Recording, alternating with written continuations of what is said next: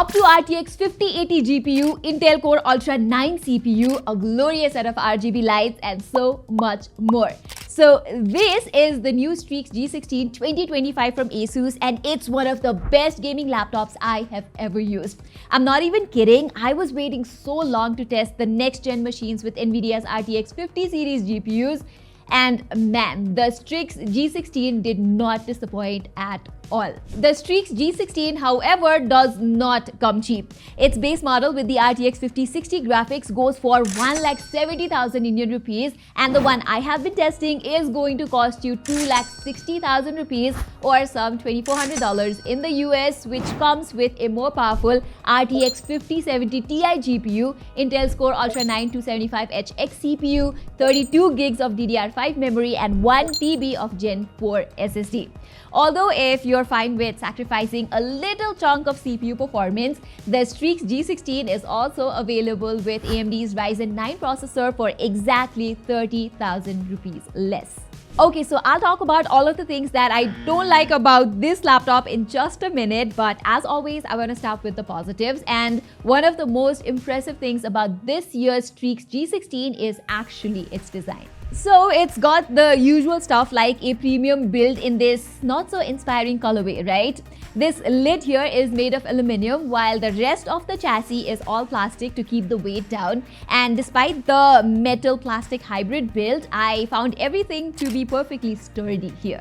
But flip this thing over and that's where the real magic is, because Asus has completely redesigned the Strix G16 this year to make it the most upgrade-friendly laptop I've laid my hands on yet, easily. I don't need to worry about all those different screw heads or misplacing them, since all I've got to do is slide this tab to the left and lift it open, and that is literally all I need to do to access the RAM, the SSD, and even the 3 fans of this laptop. It's so easy, it's so cool, I absolutely love it. What makes the Strix G16's design even cooler for me is that this is also the very first laptop I've used with a couple of next-gen Thunderbolt 5 ports alongside everything else. Yeah, not Thunderbolt 4, but Thunderbolt 5 with twice the data transfer speed, much better support for external monitors, and up to 240 watt of power delivery. Alright, so just like the design, I love this display as well. Although Asus is still reserving the OLED gaming for its more expensive Zephyrus and Scar lineup, this is, excuse me, a damn fine IPS display. It's sharp, it's smooth, it's bright, and it's perfectly color accurate.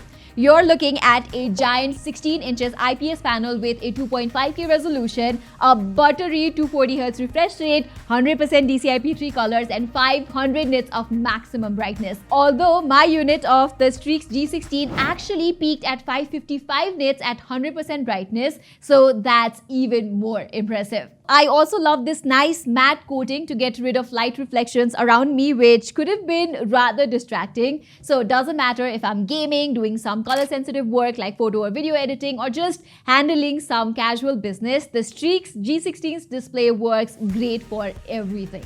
I didn't have that many problems with its keyboard either. Maybe Asus could have added a little more contrast to the key engravings, at least for the function keys, since they are quite hard to read. The right shift key is also quite smaller than I'm used to, and I'm sure some of you are already upset that there is no numpad on a 16 inches laptop. But in spite of all those things, I have totally loved typing here.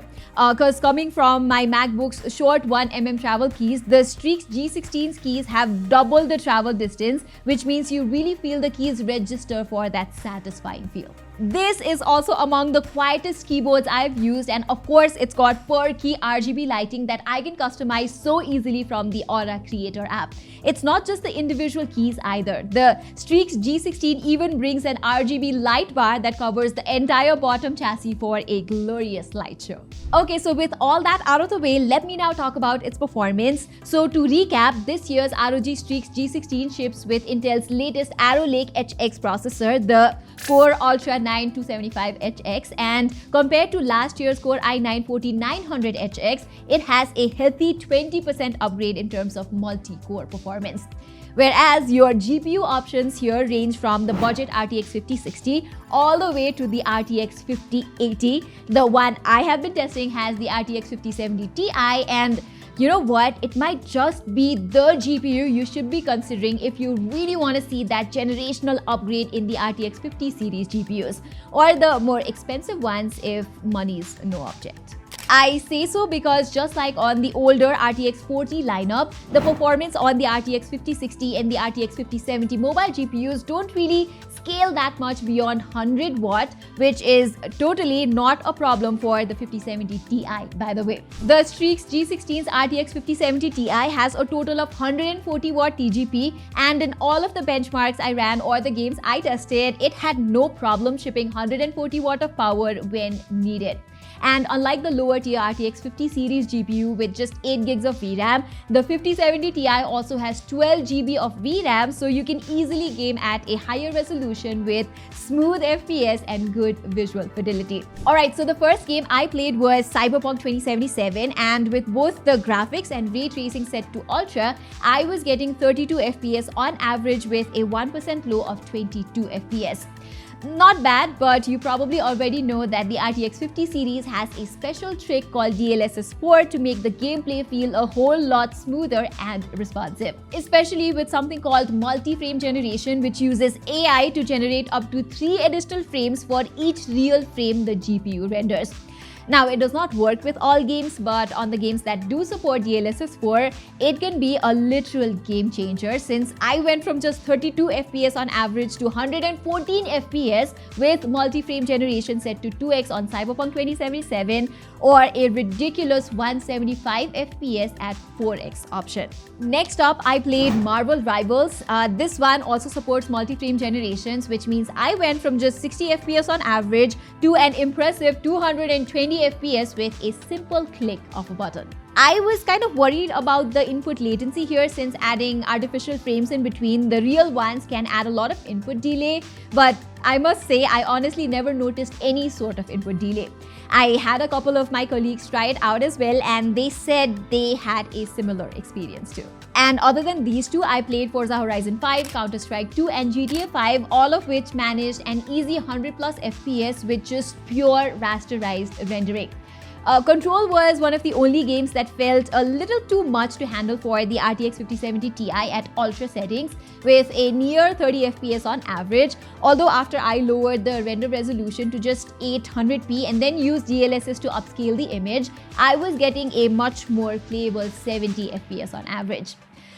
Besides excellent gaming results, I'm equally impressed by the Strix G16's thermals, because no matter what game it was, the keyboard deck itself felt perfectly cool to touch, never hitting beyond 36 to 37 degrees Celsius near the WASD and the arrow key area. And even at the max fan speed, the Strix G16 only ever got as loud as 47 decibels. I have seen gaming laptops with far louder fan noise with far worse thermals, so this is just spectacular. I was also taking a close look at the CPU and GPU temperatures when I was gaming, and although that Intel chip would easily climb to around 90 degrees Celsius and beyond, the GPU remained significantly cooler at around 70 degrees Celsius only. This was a trend I noticed while using creative apps as well. There was definitely no performance throttling, and everything from working with 4K video projects with multiple layers on Premiere Pro to working with 3D animation on Blender went as smoothly as I expected them to. Okay, so far I've talked about the Strix G16's design that I love, its display that I love, its keyboard that I love, and its performance that I love even more. And as you might have already guessed, I am not that fond of the rest of the stuff here. Like its trackpad, for example. I mean, it has all the right ingredients for a great trackpad, but it just does not act like one for me. It's spacious, it's glass-topped, but I don't know, there's like a 30% chance it accidentally decides to select text or drag something off the screen when I'm simply trying to scroll through a page. I also found that the Strix G16 pretty much has a potato of a webcam. It does support Windows Hello Login, but look at this. The video quality is so grainy and so lacking in detail. I would rather use my phone as a webcam in case of any important online meetings. And for a big 16 inches laptop, its speakers and battery life aren't that great either. Yes, its downward firing speakers get quite loud, but it sounds a little too thin with not a lot of bass for me to actually enjoy the music. Whereas I can't call 3.5 to 4 hours of battery life that great either. I know that's pretty much in line with what you get with most gaming laptops with an Intel CPU, but yeah. Alright, I guess I better wrap it up now. So despite all its minor flaws, I think Asus has absolutely nailed it with this year's ROG Strix G16. The flashy redesign paired with fiercely powerful new chips means that there are just so many things to love about this guy. So if you're looking for a powerful gaming / content creation laptop that will age gracefully over the years, the Strix G16 definitely looks like one of your top choices at around 2.5 lakhs Indian rupees. And like I said at the very beginning, if you can compromise a little in terms of CPU performance, its Ryzen variant is an even better value.